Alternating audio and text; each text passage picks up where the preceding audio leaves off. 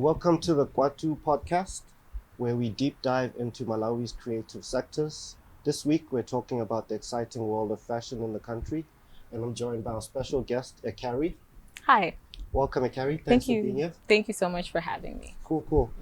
Before we dive into the topic, we're going to talk about brand deals, sponsorship, and all that. But let's talk about you. Tell me Okay. about your journey and how you became a fashion designer. Okay.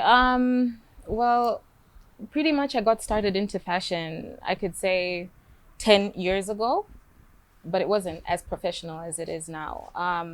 I took a gap year, so I was just trying to figure out what I really wanted to do as a hobby. So I got into chidenje. And I would cover old sneakers, make bow ties, cover hats. Then after I got into school, I started a blog. Okay. I'm embarrassed to say what the name of the blog was. It was called Pouts and Poses. But generally what I would do on this blog is I would just post pictures of what I would wear to events that I couldn't afford as a student at the time, that I really wanted to go to. For example, Mzuzu Fashion Week, something like that. So after I got done with school, I came back and I had my first runway show, which was Africa Fashion of Arts Festival in 2017. So from then, that's when I basically launched House of Daniela as an actual fashion house. Cool. So Yeah. how did the transition from blog to actual fashion house happen? Um, Honestly, it just happened naturally. I felt like I had outgrown these pictures and posting them, and I wanted to do something more tangible. So the first thing that popped out to me was a runway show. So I said, okay, why not? Let me go for it. Then from the runway show, that's when I started actually making clothes for clients and things like that. Okay. Do you Yeah. remember your first clients? Was it big dudes or It was students like actually you? it was actually in Ta. Oh, Because cool. she saw a dress that I made on the runway. It was this red dress that I think she must have used it for some sort of shoot. So she was one of my first clients. Wow, So this is like a full circle this moment. is a full circle Yeah. moment. Well, special guest indeed. All right, tell me about you've spoken about school. Tell me about your academic interests.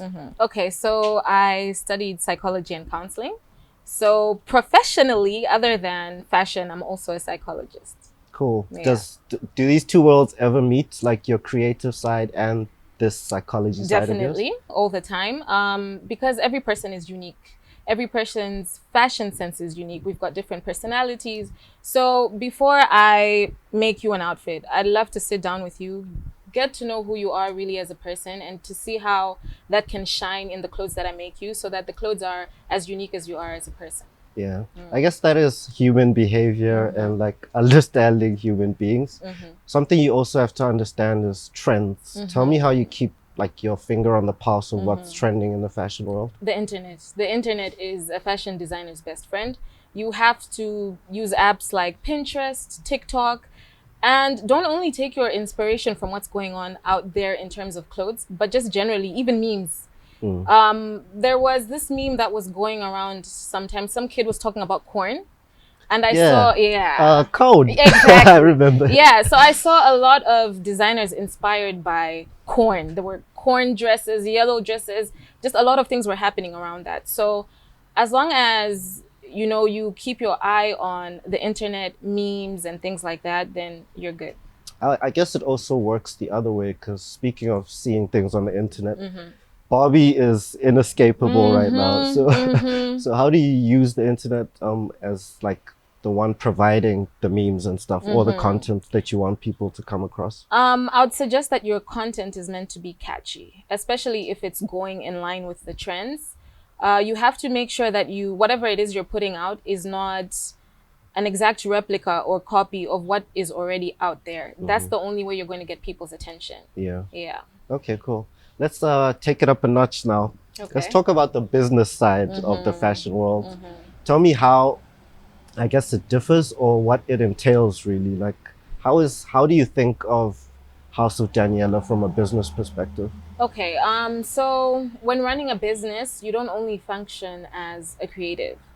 Sometimes I am an accountant, like I have to manage the books. So you always have to make sure that you keep yourself up to date. You have to read. You generally have to find people that you know will help you in certain areas that you're not that well versed in, especially if you can't hire people to do those things at that time. So you have to make sure that you're doing everything. And then eventually, as you grow, you're able to take on other people to take on those tasks. So do you have a, you can be an accountant, but is there something you don't like doing? Honestly, it's exactly that. The books. I'm really bad at math, but I had to learn to keep my finger on the pulse, because if you're not careful with how you're managing your money, you could business imatagugwa, you know? So you really have to do things that you don't like.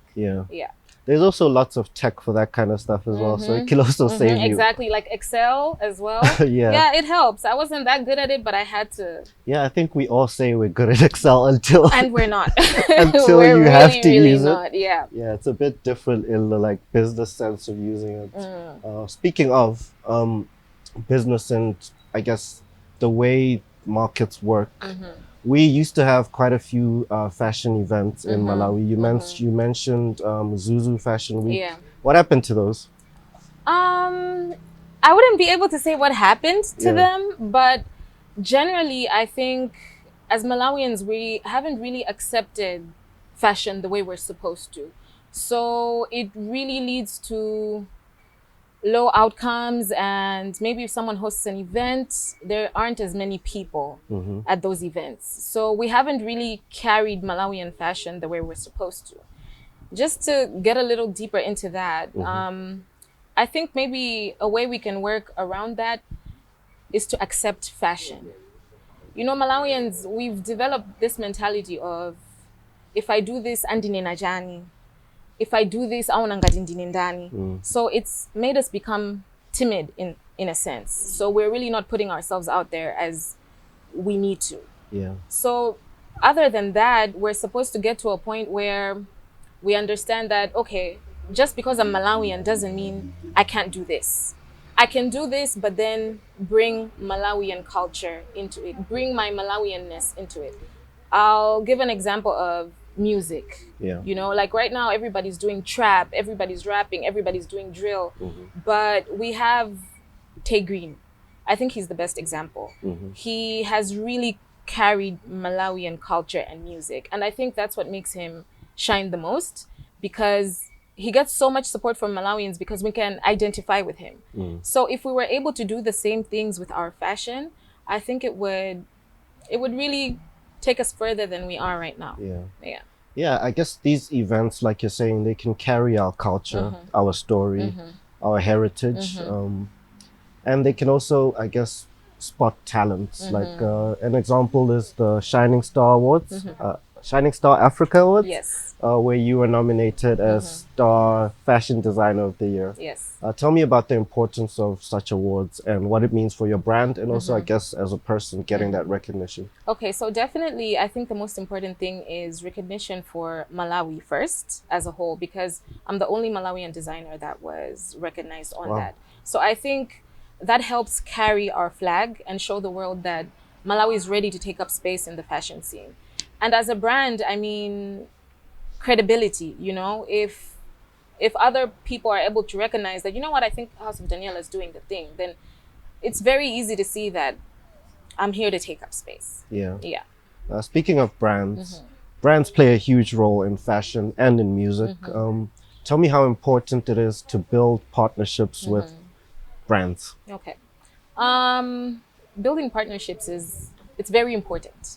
Whether it's with brands or whether we're talking about like collaborations with other fashion houses, it's really important because it introduces you to different audiences. For example, if I partner with a different fashion house, I'm introducing that fashion house to my type of audience, and they're introducing me to their type of audience. So it's all about visibility. We're giving each other access to markets that we would not have before. So that is the number one importance of partnership. Cool. Okay. Speaking of brands, are there any brands you'd like to work with? I think I'll talk about a brand that I have worked with and will continue working with in future. That's Latitude 13 Hotels. I think those guys are amazing. I think they've introduced me to a different clientele. Like I said, the importance of working with people that are bigger, and I've also introduced them to the fashion lovers type of clientele. So I just feel like it's always important to, when you're about to collaborate with a brand, to look at if your message is the same. Yeah. And I like to think that Latitude and I blend perfectly. That's why we created such a great collaboration. Awesome. What about other fashion brands? Okay. I have not really worked with any as such, but I've seen a lot of different fashion brands grow. I think I would use House of Zandria. We've basically grown together. So I love what she's doing right now. I love the awareness that she's creating. And yeah, she's someone that I enjoy working with. Awesome. Yeah. Thanks for that. What advice would you give aspiring stylists, designers that want to break into Malawi's fashion world, fashion scene? Okay. I think I would say put yourself out there. Don't be afraid of getting a no. Don't be afraid of public opinion. As long as you want to take up space, you're going to have to put yourself out there. Don't be timid. You need to know who you are and what it is you bring to the table. Don't be afraid to work for free in the beginning. That's really important. You can't always look at the money because that comes way later on. But just to gain experience and knowledge and to build a network, you're going to have to do things like collaborating for free. Yeah. Yeah. Yeah, I agree with that. That's like it's a touchy subject for creatives. Very, very touchy subject. But I think every creative has had a period where you have to start somewhere. It can't just come like that, you know? Yeah. You have to do a lot in the beginning. Yeah. Yeah. Yeah, because things aren't always rosy, right? Exactly. And another aspect of that is sometimes you want to work with people, you want to work with brands, and it doesn't work out. What advice would you give anyone who faces rejection in any way? So sometimes things don't work out, whether it's not getting to work with fashion brands or other people in the industry. What advice would you give creatives in terms of dealing with rejection? I would say don't give up, because not everything that we want is meant for us. I've personally had rejections before where maybe I wanted to collaborate with different brands, but it just didn't work out.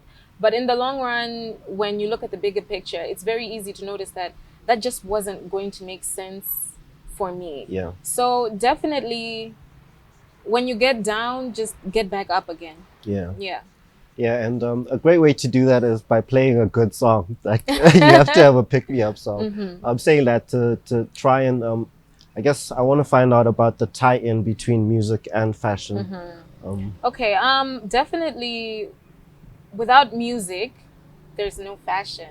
I don't know if that makes sense, but a great way to pick yourself up after disappointment is playing music, and it makes total sense because music and fashion are like hand and glove. Is that the expression? Yeah. Yeah, so talk to me about that symbiotic relationship they have. Without music, it's difficult to have a good fashion event, you know? On the runway, you have to set the tone for what you're trying to portray. So the easiest way to do that, aside from how your models are strutting, is how they're strutting to the music. So definitely music and fashion always collide. Cool. So do you envision an Amapiano fashion show? Does it work? Oh, okay. I mean, I've never seen it, but definitely that's a very good idea. You need to copyright that. I might. That would that would really, really work. Yeah. Cool. All right. Speaking of envisioning, tell me about House of Daniela and what you see in your future. Okay. Right now, one thing that I can say is I love how Malawian designers are becoming very innovative. We're not waiting for people to create the runway for us. We're going ahead and we're doing that on our own. So I think this is an exclusive, but what I can say is you should expect to see some things from House of Daniela just this in the coming few months. Awesome. Yeah. Thank you for the exclusive. And thank you for sharing your insights, your advice. It's been great talking to you. It's been great over here. Thank you guys so much for having me. Cool. Till next time, stay stylish.